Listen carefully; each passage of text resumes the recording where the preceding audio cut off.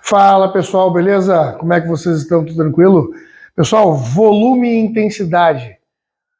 Sem um tempo pré-determinado, como preditor de fadiga, já explico para vocês o que vocês acham. Deve ser feito, não deve ser feito?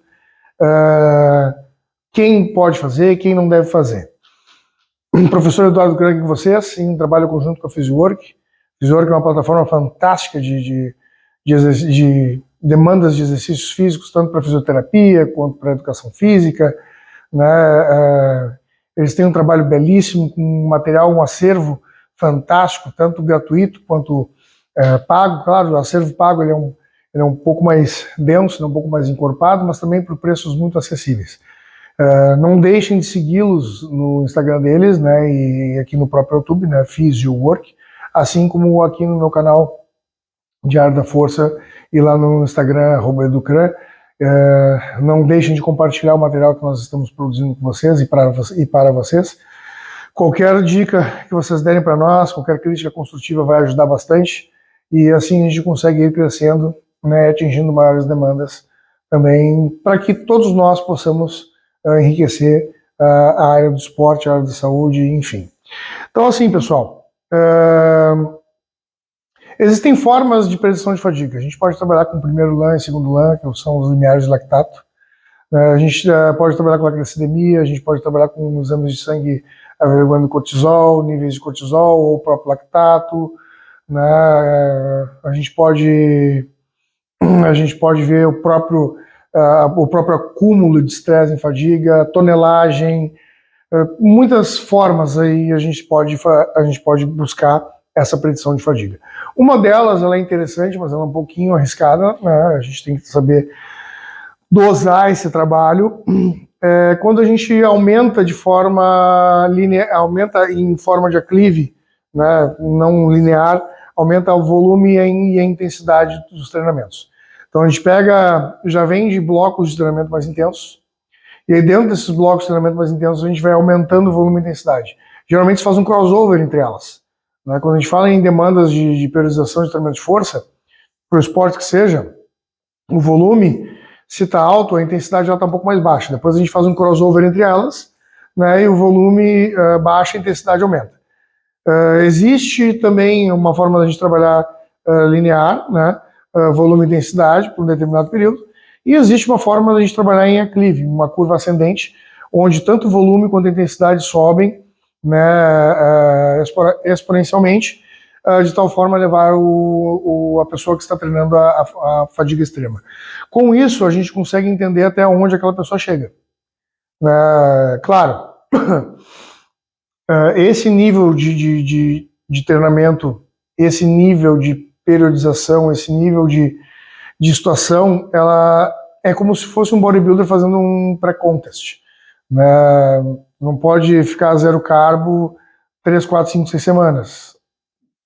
Sem recurso ergogênico adequado, sem o dinheiro para poder fazer uma manutenção alimentar com comida de altíssima qualidade, a gente não consegue, né, é impossível a gente manter uma pessoa a zero carbo por muito tempo. Ela vai entrar em cetose, né, enfim, dieta cetogênica praticamente, né, e entra em cetose, faz gliconeogênese, o cérebro começa a consumir aquela gliconeogênese, aquele produto da gliconeogênese, e aí a gente daqui a pouco está com letargia, fadiga, cansaço, estresse, irritabilidade. E quando a gente fala, né, em treinamento de alta intensidade e a gente bota esse desafio, é muito importante a gente entender determinados fatores. Então a gente tem que saber o nível de treinabilidade de quem a gente está treinando, a gente tem que saber o nível mental para suportar esse tipo de volume e intensidade de treinamento de quem a gente está treinando, e no momento em que a gente atinge o objetivo, a gente tem que cessar e entrar diretamente com o deload, né, e com todos os cuidados e precauções adequadas. Para que a gente faz isso? A gente faz isso para ver até onde a gente consegue trabalhar próximo de uma competição, ou se houver um erro na priorização, a gente sabe quanto tempo aquela pessoa aguenta determinados níveis de treinamento de intensidade e volume, né, até quebrar, até chegar à falha, até fadigar ou chegar próximo de um overreaching. É arriscado? É arriscado. Existe. É uma forma da gente, é uma forma prática da gente saber o quanto aquele organismo aguenta, vamos aí resumir, uma surra de treinamento, né? Claro, a partir do momento que se começa a debilitar o quadrante técnico, a partir do momento que se começa a imunossupressão ficar muito maior do que a recuperação, e a gente abre aí uma janela, né, uma janela de oportunidades para, por exemplo, contrair uma gripe. Nosso sistema imunológico acaba ficando tão afetado que a gente abre uma janela para que o vírus, por exemplo, agora nesse inverno a gente está pegando alguns vírus, sejam mais suscetíveis a gente a pegar uma gripe mais fácil, enfim, né, algum tipo de bactéria, enfim, a gente abre uma oportunidade para ficar doente mais fácil. Então a gente tem que estar observando todos os quesitos, não só bioquímicos, né, mas também em incidência a esse tipo de treinamento. Escolas mais do leste europeu, principalmente, eu acredito que as búlgaras, né, rumenas e finlandesas, elas gostam de trazer o atleta, de certa forma, a fadiga máxima, principalmente quando a gente fala em LPO, aí fala em Smolov e Abadiev, por exemplo. Então a gente tem que tomar muito cuidado com o que a gente vai aplicar, mas é muito interessante. Como funciona? A gente vem de um bloco de treinamento, tá? Vocês montaram uma periodização onde aquela pessoa vai evoluindo, vai trabalhando na primeira semana com 55%, 60%, segunda semana 60, 60 e poucos por cento, vai indo, vai galgando, faz os exercícios acessórios, vai chegando em intensidades maiores, vai diminuindo a quantidade de volume, tira um pouquinho de acessório. Quando começa a ficar mais específico, né, a gente lembra da periodização, a gente tem um período pré-competitivo, né, e competitivo, tem o período transitório e o período preparatório. O período preparatório é o primeiro período. O período preparatório é dividido em geral específico. Depois a gente tem o período competitivo, que é pré-competitivo competitivo, e o período transitório, que é o regenerativo ou deload. Então, quando a gente está chegando já no pré-competitivo, para ficar muito mais específico a demanda de treinamento para aquele esporte que vocês praticam, é aí que a gente começa a aumentar, né, o volume e a intensidade. E aí a gente vai buscar, só que claro, a gente não está se arriscando a chegar perto de uma competição. Isso é uma hipótese, né, uma simulação de uma periodização para uma competição. A gente vai chegar, né, próximo do limite. Quando a gente chegar próximo do limite, a gente mantém a mesma rotina de treinamento altamente intensa e volumosa. Semana 1, semana 2 repete, semana 3 repete.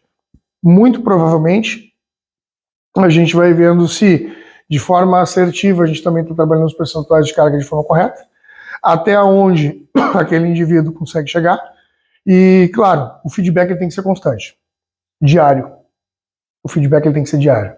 Como é que foi o treino hoje? Hoje eu me senti fadigado, etc, etc. Tá, mas o feedback diário, ele é um fator de excludência, porque pode ser um dia que não esteja bom, tudo bem.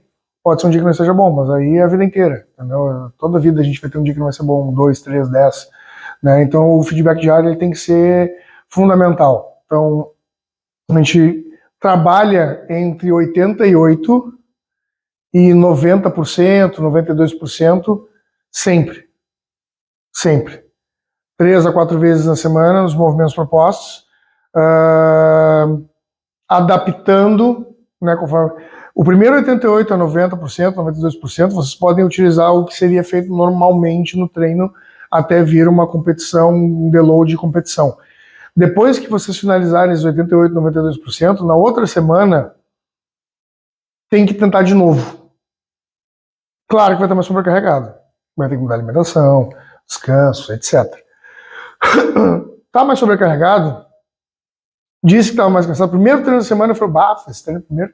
Esse primeiro treino da semana foi uma merda. Foi um horror. Então já adapta alguma coisa. Falou, então é o seguinte, a gente tinha que fazer 2 séries de tinha que fazer 2 séries de 2 com 18%. Vamos fazer uma de 1. Né? E aí finaliza a segunda semana, isso basicamente falando de uma sessão de treinamento, tem outras 3 ou 4 na semana. Vai passar essa semana, tem o feedback diário e tem o feedback da semana. Quando vier o feedback da semana, aí vocês vão falar, essa segunda semana foi difícil. Semana passada, movimento tal, fiz 2 séries, 2 repetições com 200. Agora não consegui fazer, fiz uma de 1 com 200. E foi difícil.